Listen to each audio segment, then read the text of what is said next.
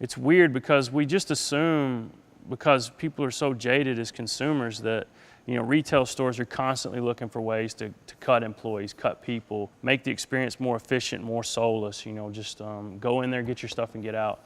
And what we're finding is that, yeah, they're trying to save costs in the store, but I think most retailers are woken up to the fact that they're having to compete in an online world.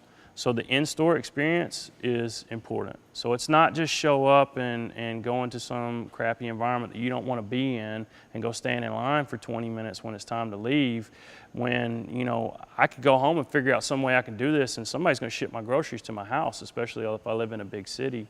And then boom, I got 2 hours of my life and my week back. So retail stores are really starting to wake up to the fact that the experience when people go to the store is way more important now than it used to be. So trying to add to that experience means more of a people touch and more of a human touch, because people can do a lot of things. They can solve problems, they can help customers, they can find things. They can make decisions that computers and inventory systems can't. So what you don't want to do is, use that resource to go stand out there and count things, because that's not a good use of their time, and it takes forever, and you're burning a good resource that can be used to help people shop.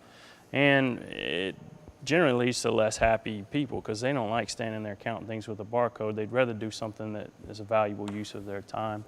Right now, I'll go in certain stores and I'll see people walking through there that work there, and I've done this, and I'm sure you have too. I don't want to bother them, right?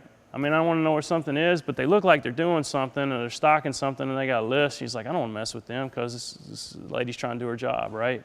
And then you think about that, and you're like, well, that kind of is her job, is to make sure and help the customers get the stuff that they want to get when they can get in the store.